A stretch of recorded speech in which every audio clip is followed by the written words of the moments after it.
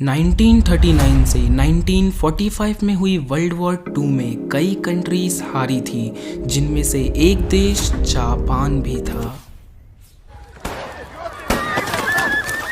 हाँ, 1945 में world war 2 खत्म तो हुई थी, पर जापान उस विश्व युद्ध में बुरी तरह से हार चुका था और पूरे जापान पर 1945 से 1952 तक अमेरिका के सैनिकों का राज था। और 1945 में जापान में आर्ट एंड राइटिंग पर रोक लगा दी गई, जिससे कई आर्टिस्ट बेरोजगार हो गए। बट साल 1947 में आर्ट एंड राइटिंग से बैन हटा दिया गया, जिसके बाद ही ओसामू तेजुका की एनिमे सीरीज माइटी एटम पूरे जापान में पॉपुलर हो गई। और 1952 में जब माइटी एटम को एस्ट्रो बॉय के नाम से अमेरिका में ब्रॉडकास्ट किया गया, तब तो एस्ट्रो बॉय ने वर्ल्ड लेवल पर तहलका मचा दिया। और एस्ट्रो बॉय के कारण ही दूसरे देशों में जापानीज एनिमेशंस को एक स्पेशल नाम से जाना जाने लगा, और वो स्पेशल नाम था एनीमे। और ये तो सिर्फ शुरुआत थी। जिस तरह से मांगा वर्ड को पॉपुलर कराने में कई सारे मांगाका ने अपना योगदान दिया, उसी प्रकार एनीमे वर्ड को भी पॉपुलर कराने में कई सारे मांगा आर्टिस्ट का योगदान रहा। और एनीमे वर्ड को पॉपुलर कराने में एस्ट्रो बॉय के बाद जिस सीरीज का रोल सबसे ज्यादा रहा, वो था मचिको हसेगावा के द्वारा बनाया गया एक मांगा सीरीज साज़ाई सान, जिसके बारे में हम आगे जानेंगे। सो देर किस बात की, without wasting time, let's watch intro and get started to know something exciting.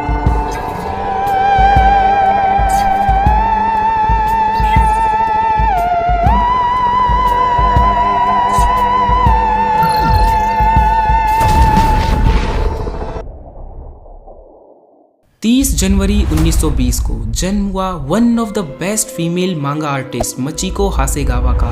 जब वह 15 साल की थी, तब उनके पिता चल बसे और उनकी पूरी फैमिली टोक्यो में रहने लगी, जहां पर रहते हुए मचिको हासेगावा ने कई न्यूज़पेपर्स और मैगजीन्स में अपनी बनाई मांगा को पब्लिश किया। और उनका सबसे ज्यादा सक्सेसफुल मांगा था साज़ाई सान, जो कि उन्होंने 1946 से 1974 तक मैगजीन्स में पब्लिश किया। साज़ाई सान मांगा में एक फैमिली की स्टोरी दिखाई गई है, जिसमें साज़ाई सान एक स्ट्रॉन्ग हाउस होल्ड वुमेन है। जब ये मांगा बनी, उसके अगले 50 वर्षों तक साज़ाई सान के 62 मिलियन से भी ज्यादा कॉपीज बिकी थी। साज़ाई सान को 1969 में एनिमेट करके टेलीविजन पर ब्रॉडकास्ट किया गया था, जिसके बाद तो साज़ाई सान की एनिमे सीरीज ने भी एस्ट्रो बॉय की तरह ही वर्ल्ड लेवल पर तहलका मचा दिया। हाँ, इसका एनिमेशन देखकर आपको लग रहा होगा कि ये तो बहुत बच्चों वाला एनिमेशन है, पर ये भी सोचो ना, ये एनिमेशन आज से 50 साल पहले बनाई गई थी, जिस वक्त टेक्नोलॉजी इतनी आसानी से बिल्कुल भी अवेलेबल नहीं थी, जितनी आसानी से आज आप अपने फोन पर ये वीडियो देख रहे हो। ओवरऑल मचिको हसेगावा का एक बहुत बड़ा रोल था मांगा और एनीमे दोनों को पॉपुलर कराने में।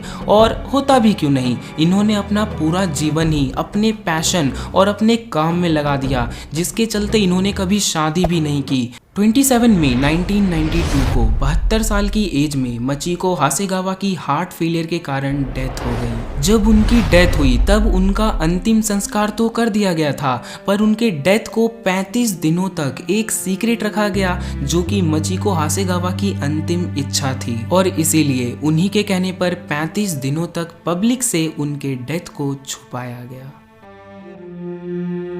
1950 से लेकर 1969 तक मांगा पढ़ने वाले ऑडियंस की तादाद बहुत ज्यादा बढ़ गई थी, जिसमें 2 जॉनरा के मांगा शामिल थे, शोनेन मांगा और शोजो मांगा। शोनेन मांगा बॉयज के लिए और शोजो मांगा गर्ल्स के लिए। बेसिकली शोनेन एक जापानीज वर्ड है जिसका मीनिंग बॉय होता है, और शोजो भी एक जापानीज वर्ड है जिसका मतलब गर्ल होता है। अब बॉयज को ज्यादातर action, science fiction, super hero etcetera पसंद आते हैं, इसीलिए उनके लिए शोनेन मांगा। और गर्ल्स को ज्यादातर परियों और प्रिंसेस की कहानियां पसंद आती हैं, इसीलिए उनके लिए शोजो मांगा। 1969 तक गर्ल्स के लिए बनी 2 मांगा बहुत फेमस थी, जिसमें से पहले मांगा का नाम है प्रिंसेस नाइट या फिर नाइट इन रिबन्स, और इसे लिखा था ओसामू तेजुका ने। और दूसरे मांगा का नाम है लिटिल विच सैली, जिसे मित्सुतेरू योकोयामा ने लिखा था। लिटिल विच सैली का एनिमेशन वक्त के साथ बहुत ज्यादा चेंज हुआ। स्टार्टिंग में इसका जब एनिमेशन बनाया गया था तो कुछ खास नहीं था, बट इसका सबसे लेटेस्ट लेटेस्ट एनिमेशन सच में कमाल का है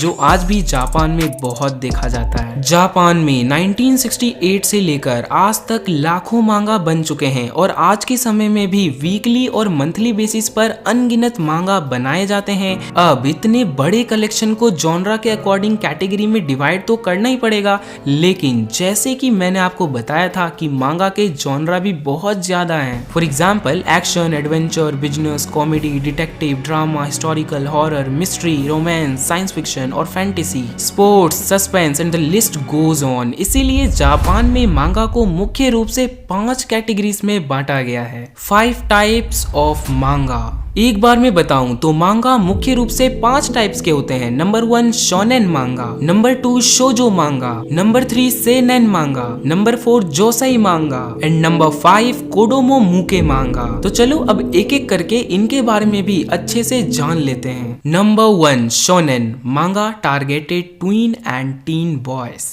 शोनेन मांगा ही तो मांगा का वो टाइप है जो 18 साल तक के बॉयज को खूब पसंद आता है, क्योंकि शोनेन मांगा में वो सारे मांगा आते हैं जिनमें action, super hero, science fiction etcetera कूट कूट कर भरे होते हैं। फॉर एग्जाम्पल लास्ट 30 सालों में सबसे ज्यादा पॉपुलर शोनेन मांगा कुछ इस प्रकार है। अकीरा टोरियामास मांगा ड्रैगन बॉल, मासाशी किशिमोटो द्वारा लिखा गया मांगा नारुतो और सबसे recently popular manga My Hero academia.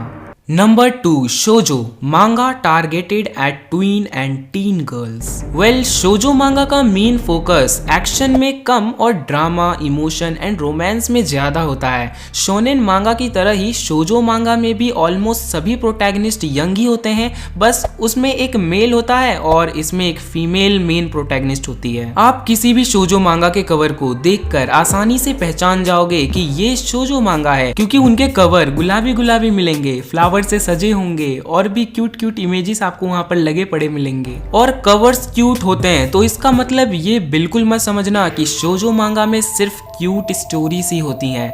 No never. इन मांगास की स्टोरी भी दूसरे सभी जॉनरा के मांगा की तरह होते हैं, एकदम धांसू। फॉर एग्जाम्पल नाओको तेके उची के द्वारा लिखी गई मांगा प्रेटी गार्डियन सेलर मून, जिसे सिर्फ सेलर मून के नाम से भी जाना जाता है, एक बहुत फेमस एंड बेस्ट एग्जाम्पल है शोजो मांगा सीरीज का। बेसिकली इसमें एक 14 साल की गर्ल होती है जिसका नाम उसागी सुकीनो होता है एंड बाद में उसे कुछ पावर्स मिल जाती है जिससे वो सेलर मून में ट्रांसफॉर्म होकर अर्थ को बुरी शक्तियों से बचाती है। और इस मांगा का जब 90s में एनिमे बनाया गया तब उस time one of the best anime series में इसकी गिनती हुआ करती थी। नंबर 3 सेनेन मांगा टारगेटेड एट अडल्ट मेन 18+। ये मांगा आमतौर पर 18 से 30 साल तक के मेल रीडर्स के लिए बनाए जाते हैं। शोनेन मांगा की जैसे ही सेनेन मांगा में भी खूब सारा एक्शन और वायोलेंस होता है, लेकिन और भी ज्यादा सीरियस और डार्कर टोन और सेक्सुअल सिचुएशंस, ग्राफिक वायलेंस और फोल लैंग्वेज यानी कि बुरी भाषा के साथ। और इसका सबसे बड़ा एग्जाम्पल अकीरा का है जो जापान में फेमस सेनेन मांगा की लिस्ट में जरूर आता है और इसका एनिमे अडेप्टेशन भाई साहब क्या कहना, एक नंबर है। नंबर 4 जोसेई मांगा टारगेटेड एट एडल्ट वुमेन। ये एक अलग टाइप का ही मांगा है जो कि स्पेशली 18+ वुमेन्स के लिए बनाए जाते हैं। जोसेई मांगा का सबसे बड़ा एग्जाम्पल लवलेस का है। नंबर 5 कोडोमो मुके मांगा targeted eight young children. Simple भाषा में आप कोडोमो मुके को सीधे किड्स मांगा भी बोल सकते हो, क्योंकि ये वो मांगा होते हैं जिन्हें मेनली उन रीडर्स के लिए बनाया जाता है जो कि शोनेन और शोजो मांगा के रीडर से कम वाले एज ग्रुप में आते हैं, यानी 3 से 10 साल तक के बच्चे। और इस मांगा की खासियत ये है कि ये शोजो और शोनेन मांगा के एकदम उल्टा जेंडर न्यूट्रल होते हैं। इसका मतलब क्या हुआ भाई? मतलब कि ये बिल्कुल जरूरी नहीं है कि कोडोमो मुके मांगा को सिर्फ 3 से 10 साल तक के बच्चे ही पढ़ सकते हैं, बल्कि इन मांगा को किसी भी एज ग्रुप का इंसान पढ़ सकता है, चाहे वो 5 साल का हो या 50 साल का। सभी लोग इन मांगास को एंजॉय कर सकते हैं। Digimon, Dinosaur King, Doraemon, Beyblade, Ninja Hattori, Perman, Pokemon,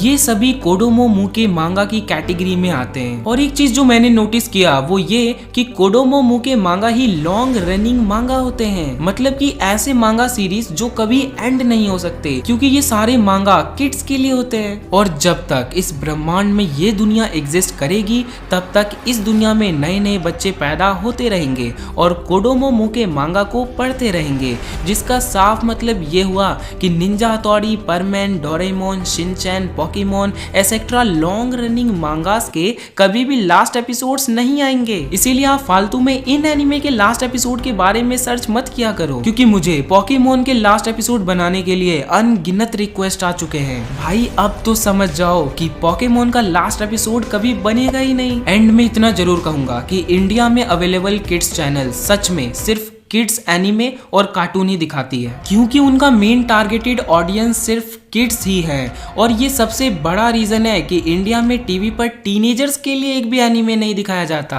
क्योंकि जो शोज इंडियन टीवी चैनल्स पर दिखाए जाते हैं वो साफ सीधे किड्स एनिमे ही है, चाहे वो डोरेमोन हो या पोकेमोन या फिर बेब्लेड ही क्यों ना हो। सो कांग्रेचुलेशंस, क्योंकि इंडियन टीवी चैनल ने कभी टीनेजर्स को अपना टारगेट ऑडियंस माना ही नहीं। इसीलिए शोजो और शोनेन मांगा से बने एनिमे भी उन्होंने कभी भी टीवी पर एयर नहीं किया। और ये भी सच है कि एनिमेक्स चैनल ही हम जैसे टीनेजर्स के लिए वरदान था, जिस पर हर एक एज ग्रुप को टारगेट किया जाता था। पर हुआ क्या, उसे भी 18 अप्रैल 2017 को क्लोज कर दिया गया। इस वीडियो का पार्ट 3 देखने के लिए आप इस चैनल को सब्सक्राइब करके वो जो बेल आइकन आएगा उसे प्रेस कर देना। एंड यदि आप मुझसे पर्सनली कुछ पूछना चाहते हो तो आप मुझे इंस्टाग्राम आईडी RajaTechLTE पर डायरेक्ट मैसेज भी कर सकते हो। एट लास्ट इस वीडियो को हर जगह शेयर कर दो ताकि सबको ये अनसुना इतिहास जानने को मिल सके। मैं मिलता हूँ अगली बार एक और एक्साइटिंग वीडियो के साथ। Till then stay tuned, stay happy.